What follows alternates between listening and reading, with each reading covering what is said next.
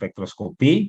Di NIR spektroskopi ini seperti yang saya katakan, bagian dari inframerah yang berada setelah visible, ya. Setelah daerah visible itu kita akan ketemu dengan NIR. Sementara kemarin yang kita pelajari itu memang lebih fokus pada MIR sebagian besar, kemudian FIR-nya itu terutama kalau kita ingin mengukur gas dengan IR. Oke. Baik, seperti yang terlihat di sini, Anda bisa lihat seperti saya katakan, jadi di NIR itu ada di IR itu ada daerah NIR, mid IR, mid sama dengan VAR, ya. IR jauh yang kemarin sudah, jadi alatnya kemarin ini kita sebut dengan IR spektroskopi atau VTR spektroskopi, yang di sini yang NIR, khusus NIR kita sebut dengan NIR spektroskopi karena memang dia ada pas setelah dengan visible. Bahkan di beberapa peralatan NIR ini juga masih menggunakan wave, apa istilahnya, panjang gelombang, ya, wavelength, bukan menggunakan wave number seperti pada MID atau FIR. Nah, sehingga sering juga MID-IR ini, NIR ini ada di peralatannya itu juga sering digabung dengan UV vis dan IR dan UV vis dan NIR, ya, spektroskopi. Nah, karena memang dia masih menggunakan panjang gelombang. Jadi seperti ini, jadi dia juga sama di daerah IR itu adalah tempat di mana molekul-molekul, atom-atom melakukan vibrasi, ya. Jadi karena memang terjadi perbedaan di situ, dua atom itu bisa melakukan yang namanya vibrasi, back stretch gitu kan, kompres ataupun juga bond, istilahnya saling menjauh atau saling mendekat dan menjauh, ataupun juga saling mendekat yang kompres ini. Seperti juga yang kemarin, ada stretching, ada bending. Nah, maka di NIR ini nanti yang muncul itu adalah overtone, nanti puncak-puncak yang muncul dari adanya vibrasi dan kombinasi antara yang terjadi pada vibrasi molekuler, ya. Nah, sementara yang kemarin yang fundamental molecular vibration dan molecular rotation ini seperti yang Anda tahu itu lebih banyak yang terjadi dengan menggunakan IR dan FTIR. Oke. Sementara yang VAR-IR itu memang lebih khusus gitu, ya, pada untuk melihat apa yang biasanya digunakan untuk menganalisis gas. Oke. Saya lanjutkan saja. Ini yang mid-IR yang sudah kemarin, mungkin saya lebih pertegas lagi. Jadi daerahnya setelah 400 kan kemarin mid itu antara 800 sampai 400. Nah, setelah 400 itu masuk di FIR atau VAR-IR atau IR jauh. It's now generally classified as the far infrared, dikarakterisasi dengan frekuensinya yang rendah, vibrasinya typical assigned to low energy deformation vibration, dan fundamental fundamental stretching untuk atom-atom yang MR-nya berat. There is only one IR active fundamental vibration that extend beyond, ya. Contohnya di sini adalah hidrogen fluoride. Jadi biasanya di sini digunakan untuk analisis gas-gas. Kemudian berikutnya yang mid. Nah, ini yang lebih banyak kemarin kita katakan antara 4.000, ya, sampai dengan 400 yang kemarin sudah kita bahas. Nah, IR ini, NIR maksud saya, itu yang setelah visible sampai dengan di 400. The original NIR work was with extended UV spectrometer. Jadi seperti yang saya katakan, di banyak peralatan justru dia juga gandeng dengan UV vis, ya, spectrometer. Indicate that mid and near should be considered the same field. The near overtone derived from the fundamental band observed in the mid-IR, di mana mid-IR have number overtone, tetapi dia biasanya menggunakan bilangan gelombang. Furthermore, he state that the strength disposition it must be realized that more than half of the mid-infrared spectrum contain overtone and combination frequency of fundamental absorption. Jadi seperti yang Anda ketahui, antara 4.000 sampai 400, antara 400 sampai 2.000 sampai 1.000 12.500 itu 1.250 itu masuk yang kita sebut dengan fingerprint kemarin. Oke, kita masuk di sini. Jadi dulu sejarahnya NIR ini dimulai atau ditemukan oleh Frederick William Herschel yang dia mencoba memfiltrasi atau memfilter cahaya dari matahari yang melewati jendelanya seperti di gambar ini ya. Kemudian dia menggunakan yang merah. Kemudian dia mencatat bahwa setelah merah itu ternyata dia setelah cahaya merah ternyata dia mencatat ada banyak panas yang dihasilkan ya, which was of higher temperature than the visible spectrum, di mana dibandingkan dengan yang lain yang visible ini, setelah visible itu suhunya naik. Nah, karena itu seperti saya katakan kemarin, biasanya yang diukur terutama yang mid ini itu adalah pakai perubahan temperaturnya gitu ya.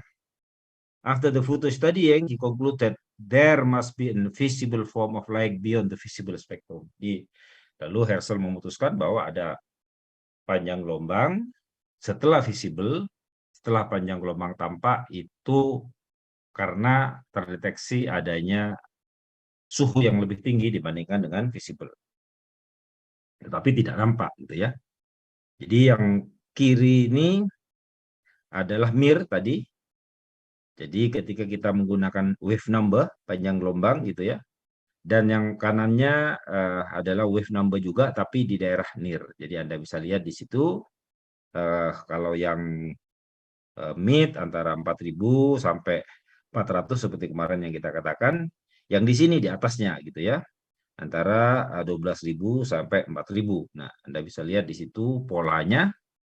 Di sini dikatakan NIR spectroscopy was neglected by spectroscopists. Jadi sebelumnya NIR itu tidak dianggap oleh banyak peneliti untuk beberapa lama sampai para peneliti menemukan gitu ya peralatan yang bisa mengcapture daerah NIR ini. Jadi dulu setelah visible itu langsung masuk ke IR tapi yang mid ya. Nah, NIR ini banyak diabaikan oleh orang. Oke. Nah, karena itu memang waktu itu agak susah, agak sulit untuk menginterpretasikan spektra daripada NIR. Nah, tetapi sekarang NIR dengan ditemukannya optical fibers gitu ya, kemudian komputer, chemometrik, maka dia bisa digabungkan untuk melihat pola atau pattern sehingga kita bisa mengklasifikasi spektra-spektra seperti ini dengan menggunakan chemometrik. Jadi ketika digunakan chemometrik, maka pola-pola spektra yang ada di NIR itu bisa diinterpretasikan lebih baik lagi. Ini kelebihan daripada NIR. Kok langsung jalan terus ya, coba saya ini dulu. Jadi dia simple preparation, jadi tidak membutuhkan preparasi yang jelimet seperti ketika Anda mempreparasi FTIR ya. Kemudian reagennya sangat minim, non-destruktif, bahkan tidak diperlukan reagen pada kasus-kasus tertentu. Oke. Kemudian dia bisa langsung seperti batu ini, kita ingin melihat gimana sih spektranya dengan menggunakan fiber optik, kita bisa mengukur dengan reflektansi NIR-nya. Nah, ini polanya ya. Nah, kemudian pola ini untuk batuan-batuan tertentu itu khas sesuai dengan unsurnya. Lalu dengan menggunakan chemometrik tadi kita bisa menganalisis bahwa batu jenisnya ini katakanlah misalnya jenis limestone ya, di sini lepidolite rock gitu ya, batuan-batuan itu berdasarkan spektranya bisa kita karakterisasi. Bahkan NIR juga bisa kita gunakan untuk analisis non-invasif. Di sini katakanlah totally non-invasive analysis of blood glucose. Jadi selama ini untuk menganalisis glukosa darah itu biasanya darahnya diambil gitu ya. Nah, tetapi dengan menggunakan NIR kita bisa menggunakan memanfaatkan peralatan ini dengan mengukur. Jadi orang yang glukosanya normal kemudian dibandingkan dengan yang glukosanya tinggi. Nah, pola spektranya itu kemudian diolahlah dengan chemometrik sehingga dia bisa mengklasifikasi mana spektra yang berasal dari pasien yang memiliki glukosa darah tinggi atau tidak, tapi tanpa harus diambil darahnya. Ini peralatannya, ini pakai reflektan gitu ya. Nah, sehingga yang dipantulkan antara mereka yang glukosanya tinggi dengan yang tidak itu akan berbeda. Demikian juga bisa digunakan untuk remote sampling ya, terutama daerah-daerah yang mudah meledak dan seterusnya gitu kan, atau berbahaya atau toksik. Ya, itu bisa digunakan dengan bantuan seperti fiber optik ini ya. Kemudian kita bisa melihat spektranya. Kemudian diolah sekali lagi dengan chemometrik. Ini contohnya. Jadi pola ini dia dengan menggunakan near infrared diffuse reflection spektroskopi untuk bahan dengan aktif pharmaceutical ingredient yang berbeda. Ini placebo 0, jadi blankonya istilahnya. Kemudian ini dengan API yang berbeda, ternyata dia polanya spektranya sama, artinya SAT-nya sama, tetapi tinggi spektranya ini yang berbeda. Nah, ini yang lalu bisa kita analisis bahwa kandungannya berbeda. Nah, ketika Anda tahu, maka ini dengan membuat kurva kalibrasi, ya kita bisa memprediksi, gitu ya, bisa menentukan zat lain yang sama, tetapi memiliki kandungan API yang berbeda. Jadi NIR ini memungkinkan kita untuk membuat kalibrasi atau model kalibrasi untuk memprediksi konsentrasi dari kandungan farmasi secara real time. Termasuk kasus-kasus yang sekarang ramai tentang cemaran etilen glikol dan dietilen glikol pada sediaan sirup ya. Nah, itu juga bisa digunakan dengan ini. Karena mereka yang mengandung etilen glikol dengan yang tidak, spektranya akan berbeda. Bahkan juga bisa mengukur antara yang kasar, istilahnya gula kasar dengan gula yang sudah pasir ya. Possible of using it in wide range of application, physical and chemical, bahkan ini yang granul ya. Ini yang milk yang sudah dalam bentuk halus, istilahnya gula pasir halus. Ini yang gula pasir kasar, yang lebih kasar. Anda bisa lihat di sini. Ini yang masih granul yang kasar. Jadi yang kasar itu reflektasinya lebih besar, dan yang merah ini yang lebih halus. Nah, jadi bisa kita gunakan untuk mengukur sejauh mana gitu ya particle size dari di sini kebetulan gula pasir. Tentu ini bisa diterapkan untuk material yang lain. Tentu ketika materialnya berbeda maka spektranya berbeda. Ini yang memungkinkan dengan menggunakan chemometrik kita bisa melakukan klasterisasi atau klasifikasi jenis daripada bahan. Sama-sama putih misalnya, apakah ini gula, satunya misalnya garam, ya bisa digunakan dengan NIR karena dia akan pola spektranya berbeda. Jadi banyak sebenarnya aplikasi daripada NIR. Yang pertama adalah untuk identifikasi raw material, material dasar atau finish product dari produk farmasi misalnya. Ini kandungan air juga bisa kita lihat tadi, determination particle size. Contohnya tadi yang gula yang kasar sama yang gula halus. Drug content in tablet atau powder mixture, API tadi, active pharmaceutical ingredient. Kemudian kita bisa juga mengevaluasi blend uniformity. Jadi istilahnya apakah campurannya ini sudah uniform atau tidak. Kemudian ketebalan dari film. Kemudian kita bisa mengkuantifikasi polymorphic king during pharmaceutical. Jadi perubahan bahan ketika terjadi proses kimia.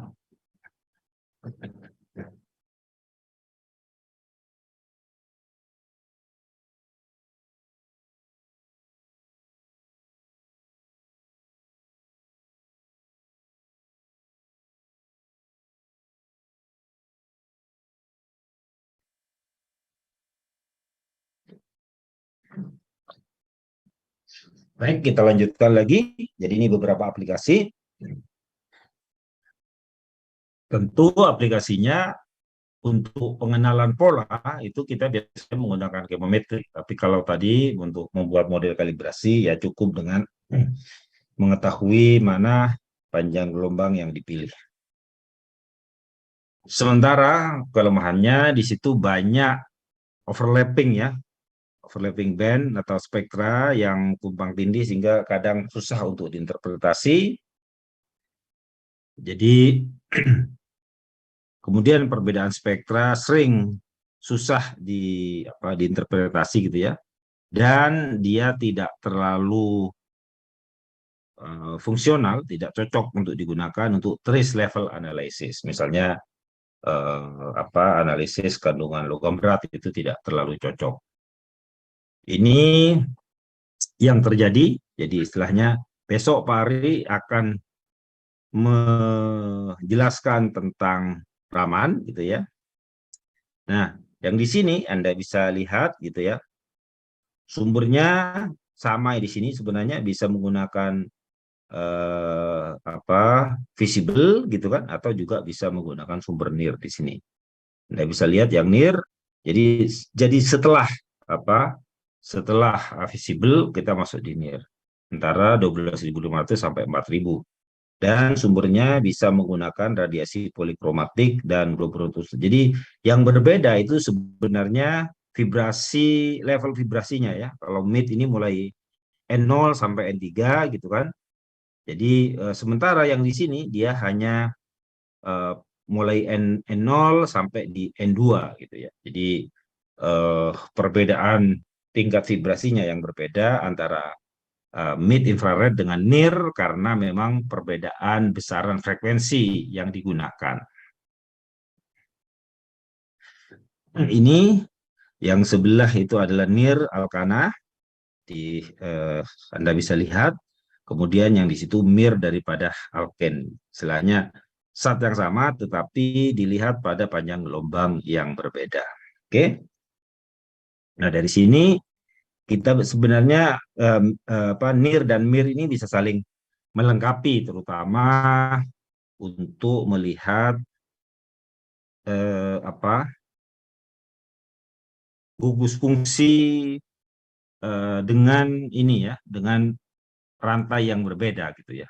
Paling tidak kalau Anda lihat di situ spektranya muncul pada bilangan gelombang yang sama. Demikian baik itu pada MIR ataupun pada NIR. Oke. Ini osilasi jadi mirip-mirip sebenarnya.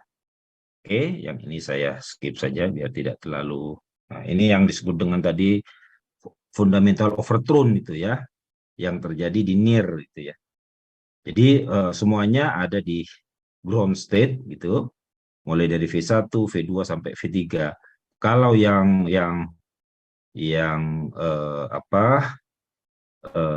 MIR itu terjadi di ground state-nya. Yang ini biasanya orang menyebutnya overtone ya. Ini model vibrasinya juga sama. Oke, hanya yang pengamatannya saja yang berbeda, yaitu pada panjang gelombang NIR. Oke. Ini jadi polanya ketika dia merupakan, kalau Anda lihat di sini, memiliki gugus fungsi yang sama, maka pola overtone-nya, jadi munculnya spektra itu pada wave number ataupun bilangan gelombang yang kurang lebih sama. Hanya polanya saja yang berbeda ya. Kalau Anda lihat di sini, mulai dari sikloheksen, dikin, sampai N-pentin ya. Oke, jadi ini yang kemarin juga sudah kita jelaskan yang ada di MIR, medium infrared, yang di sini adalah yang ada di NIR. Oke, nah ini dari sisi peralatannya ya. Jadi besok mungkin Pak Ari akan lebih menjelaskan yang Raman, sebelahnya Raman di situ, sama Raman itu juga tidak perlu sampel preparation yang complicated. Kemudian yang MIR seperti kemarin ya, lebih komplit. Jadi preparationnya harus hati-hati juga, dibutuhkan sampel preparation, sementara yang NIR juga mirip dengan Raman adalah tidak diperlukan preparasi sampel yang jelimet, bahkan simple saja ditembakkan itu kemudian kita bisa menganalisis. Sampelnya juga sama-sama sedikit, bahkan sampel yang tipis pun bisa. Dan di sini biasanya digunakan fiber optik ya untuk memudahkan melakukan apa gate-nya agar cahaya itu bisa diarahkan. Itu dia biasanya menggunakan fiber optik dari yang berjenis quartz. Sebab yang quartz ini tidak menyerap daerah IR, baik itu medium IR ataupun juga near.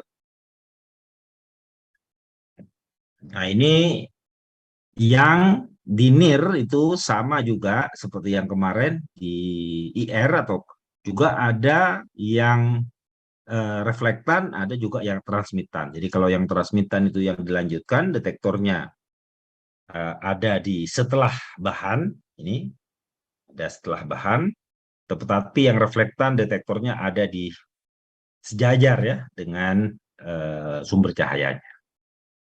Jadi sama dengan yang lain, NIR itu bisa direflektasikan, dipantulkan, bisa juga diserap dan bisa juga diteruskan. Nah, seperti yang kemarin yang FTIR, supaya lebih simpel, preparasinya tidak susah, digunakanlah reflektasi ya. Tidak menggunakan transmitan. Kalau transmitan, preparasi sampelnya memang lebih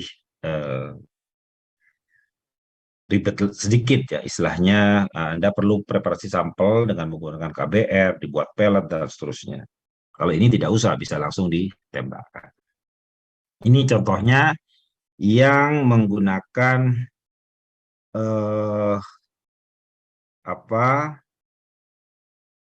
tembakan IR dengan menggunakan transmitan. Nah, seperti ini tablet ditembakkan IR beam-nya, kemudian ini detektornya. Berarti dia menggunakan transmitan ya. Berapa cahaya yang diteruskan. Oke. Di samping itu juga bisa digunakan reflektan ya, seperti di gambar ini gitu ya. Jadi tergantung peralatan yang kita gunakan, apakah dia transmitan, near transmitan ataukah near yang reflektan. Oke. Jadi ini yang untuk particle size. Jadi istilahnya kalau kecil tentu scatteringnya tidak besar gitu, sehingga high scattering, sehingga di situ yang dipantulkan lebih sedikit. Anda bisa lihat.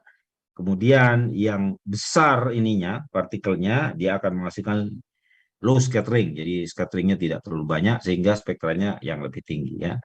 More emission, less transmission. Itu sementara yang large particle size itu biasanya less emission, tetapi lebih banyak yang dilanjutkan karena sela-selanya lebih besar dibandingkan dengan yang partikelnya kecil.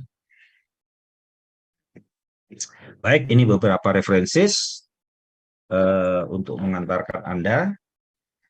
Kemudian di sini saya coba salah satu saya share dulu yang ada di MMP kita. Sudah saya kasih contoh ininya. Semoga bisa dibuka MMP-nya. Saya share dulu ininya. Share sound. Kemudian oke, coba stop share dulu ya. Saya cari yang MMP. Mana MMP-nya? Coba saya cek sini dulu. Saya stop saja, saya cari di sini. Kemudian saya share ke Anda. Oke, ini jadi di MMP ini sudah ada. Halo, sudah kelihatan ya? Belum Halo, yang terlihat. saya share sudah belum ya? Ntar, oke. Ini moga-moga sudah bisa. Jadi ini prinsipnya.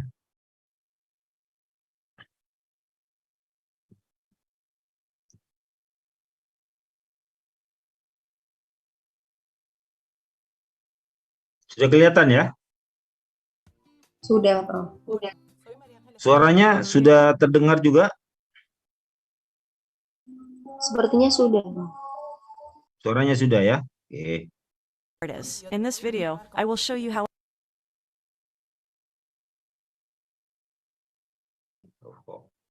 Macet bentar. NIR spectroscopy works. Near-infrared light, NIR for short, lies in the wavelength range of 780 to 2,500 nanometers. NIR spectroscopy is based on the absorption of NIR light by various atomic bonds, which is then used to characterize different materials. Jadi bisa pakai wave number, bisa For juga pakai example, wavelength. the Ya. OH bond vibrations are used to determine the moisture content in samples. Ini menentukan The more moisture, ya. moisture in the sample, the more Kandungan NIR light air. is absorbed in the specific wavelength region. With NIR spectroscopy, different samples, like solids, liquids, and creams, can be analyzed. Depending on the sample type, a different measuring method is used. For the analysis of liquid samples or suspensions, the sample is placed between the NIR light Jadi source and the kelebihannya detector. NIR ini sama NIR light dengan is transmitted through the MIR ya, sample, FIR and any kemarin unabsorbed light is detected by the detector. mulai solid, This measuring mode mulai is known as padat, transmission. padat solid atau padatan sampai larutan Solid bisa. samples are Ya. typically measured with the diffuse reflection mode. Ini bisa The biasanya NIR untuk light solid penetrates biasanya into the pakai sample and diffuse. interacts with it. Parts of this light are absorbed while unabsorbed NIR light is reflected back to the detector. The transflection mode is most suitable to measure creams, pastes, and gels. This mode combines transmission and reflection. A reflector is placed behind the sample, which reflects any unabsorbed NIR light back to the detector. Now, you know the basic behind NIR spectroscopy. But how do you get a results from the measurement? For this, a mathematical model, called prediction model, is created. To create such a prediction model, we need the absorption spectra of our sample on the one hand and a reference value on the other. For our moisture example, we can use Karl-Fischer titration to get the reference values. Whenever an unknown sample is measured, the model predicts the content of interest, in our example moisture. Choosing the right measuring mode and having a robust prediction model for your sample are the most important points to consider when developing an NIR operating procedure. To make your life even easier, Metrom offers ready-to-use precalibrations to determine important quality control parameters for different industries. For example, polymers, polyols, fuels, wood pulp, palm oil, and many more. For more information, visit metrom.com or contact your local sales representative for a demo. Thanks for watching.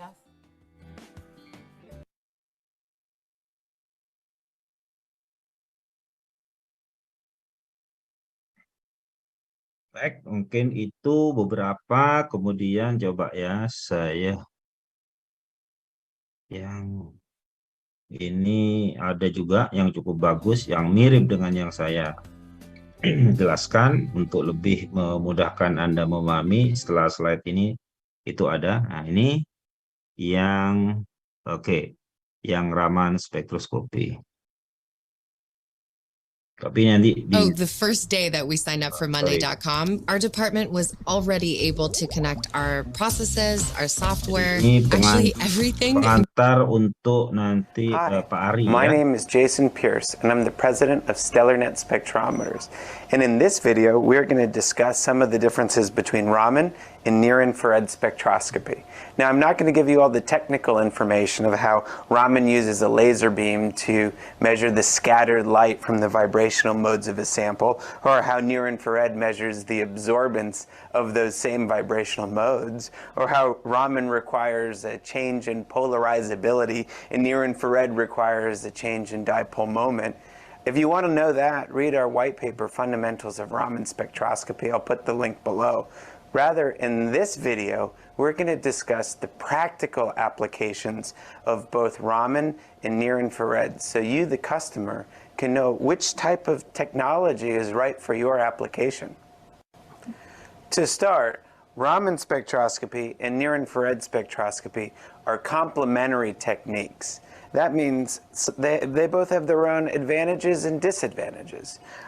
So any analytical laboratory would definitely be better off having both of the techniques and not just one. that might not be possible, and you may have to choose which system is right for you or best for you. And in that case, there are a couple of main ideas and suggestions that you should follow. First things first is if you need to measure aqueous samples or measure things that have a lot of water in them, you can't use near-infrared. Near-infrared has large water absorbances that prohibit anything with water inside of it not to be able to be measured. So Raman would be your instrument of choice if you have aqueous or samples with lots of water in them. The second is near-infrared excels by measuring large surface areas. You typically take a white halogen broadband light and you reflect it off the bottom of your sample. In this case, in our stellar case near-infrared system, we're measuring about an inch diameter on the bottom. You can use a Petri dish, you can use the sample in a bag, but you measure larger surface area. Additionally, in our stellar case near-infrared, we use 3D optical technology, which means we're measuring the sample from 3 different geometrical locations, which means your sample doesn't have to spin. This is great for inhomogeneous samples and samples that have a lot of diversity inside. Raman, on the other hand, uses a laser beam and targets a sample, and you're measuring a small spot. So in the case that you have a sample that has a lot of different things inside and you want to get the best representation of the sample as a whole, you want near-infrared. Another important factor to consider is portability. Both our stellar case near-infrared and our stellar RAM handheld analyzers are portable, but our stellar RAM analyzers are handheld. We have both the 785 model and the slightly 64 nanometer model. These guys can go into your production facility, they can go into your quality control or your incoming inspection, or into your lab, or into your pocket. So if portability is a deal for you, the Stellar RAM handheld analyzers definitely take the prize. Another benefit for Raman spectroscopy is specificity. In a Raman spectrum, you have sharp finger-like emission peaks which are representative of a molecule. When you have mixtures of molecules, you can easily identify each molecule by its sharp emission lines. This means you don't have to have all of the samples and all of the mixtures of samples in your library database in order to get spectral matches. Alternatively, near-infrared spectra is characterized by broad reflectance bands of the vibrational overtones of your molecules. These vibrational bands are great for quantifying samples. Near-infrared spectroscopy typically is great for chemometrics and quantitative analysis. Another benefit of Raman spectroscopy is its ability to do SERS, surface-enhanced Raman spectroscopy. And this enables you to measure very small trace amounts of a sample. Another known challenge with Raman spectroscopy is fluorescence. Fluorescence occurs when you illuminate your sample with the Raman laser and you cause an excited state of your molecule that emits light in all directions, typically swamping the detector so you can't read your fingerprint. Now for the million-dollar question. Which samples fluoresce and which samples don't fluoresce, and how do you know? Well, you can start by going to our stellarnet.us website and go to the Stellar RAM page. Under libraries, you'll see a bunch of different library databases that are included on the Stellar RAM. We have databases for hazardous materials, narcotics, explosives, pharmaceuticals, chemicals, food additives, minerals, and a variety of others. So if you're curious as to whether your sample may fluoresce, feel free to go and look through our database to see if you can find your specific chemicals. Typically, the rule of thumb is if you have organic materials or impurities, they will tend to cause a lot more fluorescence than others. Also, colored samples typically tend to fluoresce more than others as well. Fluorescence also occurs when you have higher power lasers. So for example, a 405 nanometer UV system will cause more fluorescence than a 532 green or a 785 red, which fluoresces sometimes, and that's why we have a 1064 nanometer near-infrared Raman system. This near-infrared laser actually reduces fluorescence and allows you to measure a lot more samples. So, but there are some drawbacks for the 1064 nanometer Raman. Specifically, we have to use a near-infrared detector.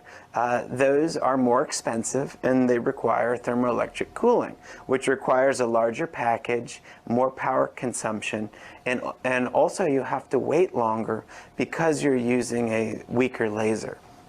So if you have samples that do fluoresce, you're going to want to either try a 1064 nanometer Raman system or the near-infrared system, which also works for fluorescent samples. I'm going to do a quick example for you of a common application where both Raman and near-infrared spectroscopy will work. That is a nutraceutical application. But there are a variety of different nutraceuticals which are made of organic substances, ground leaves, and they aren't necessarily pure extracts. Those may cause fluorescence and might not be good for Raman 785.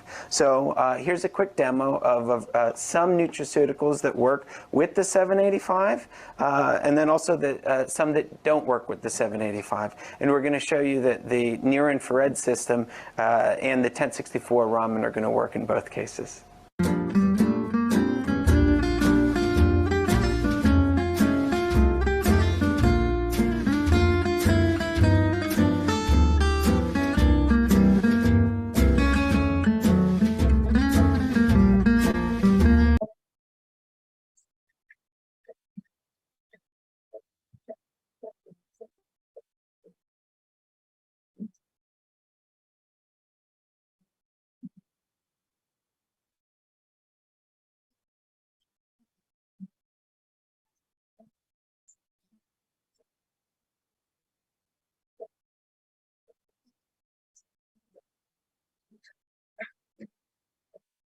Halo, coba saya tutup dulu ya.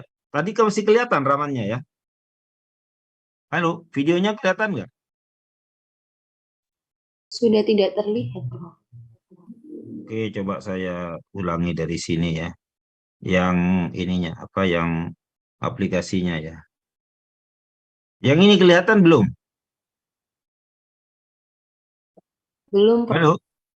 Belum, Pak. Oh, belum ya, sebentar. Coba saya stop dulu ya. Stop. Oke, coba saya share dulu lagi. Bentar. Sudah kelihatan? Sudah, Prof. Halo? Oke, coba saya ulangi. Jadi ini nanti minggu depan ketika Pak Ari paling tidak and Anda near-infrared sudah punya spectroscopy gambaran will work. sedikit. That Ini is a nutraceutical contoh application. But there are a aplikasi variety of different daripada NIR dan nutraceuticals which are made of organic bandingannya substances, Raman ya. ground leaves, and they aren't necessarily pure extracts. Those may cause fluorescence and might not be good for Raman 785. So here's a quick demo of some nutraceuticals that work with the 785, and then also some that don't work with the 785. And we're going to show you that the near-infrared system and the 1064 Raman are going to work in both cases. Ini yang Raman ini ya, yang tadi ya, handheld Raman. Kita keluar langsung. Preparasinya hampir sama dengan NIR. Kita bisa lihat di situ. Dan dia langsung hanya dengan ditempelkan pada materinya.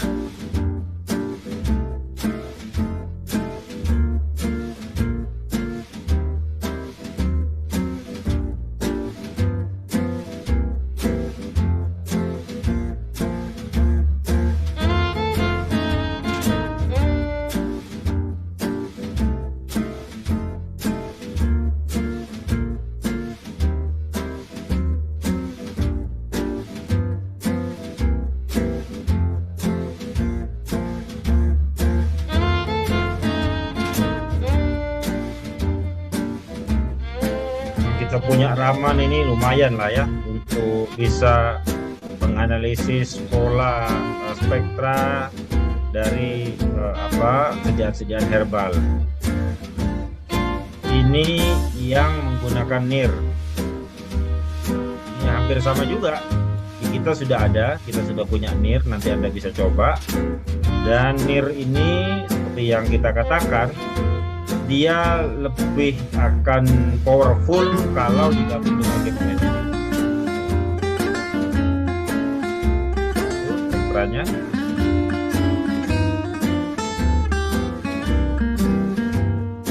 Dan spektra-spektra yang sudah kita scan itu bisa kita save. Nah, kemudian nanti bisa menjadi library, database. Sehingga kalau nanti ada bahan yang memiliki spektra yang sama, maka bisa kita katakan bahwa spektra itu sama, sehingga bahan itu adalah bahan yang kurang lebih sama.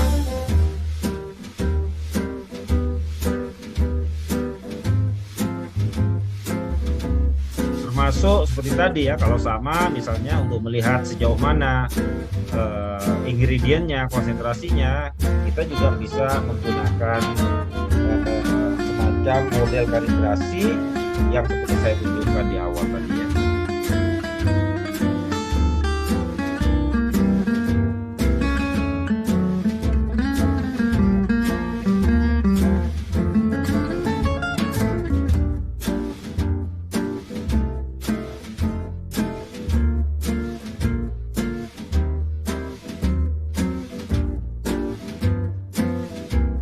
Sangat cepat spektranya di capture.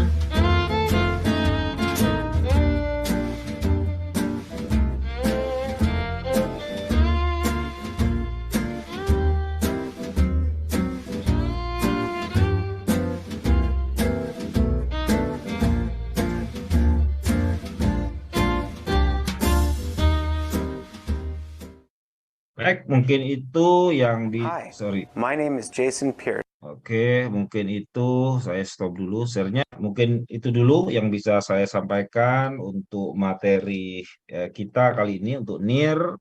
Insya Allah berikutnya akan dilanjutkan oleh Pak Ari. Nanti untuk materi saya di ujian mungkin lebih kepada prinsip-prinsip pengukuran, baik itu menggunakan NIR ataupun juga menggunakan FTIR, misalnya perbedaan secara prinsipal antara FTIR dengan disperse IR spektroskopi misalnya. Kemudian yang NIR ini adalah prinsip kerja NIR, jenisnya misalnya tadi ada yang pakai transmitan, ada yang pakai reflektan, dan beberapa aplikasi NIR. Baik, mungkin itu yang bisa saya sampaikan. Kurang lebihnya mohon maaf. Sebelum saya tutup, mungkin ada yang ingin bertanya?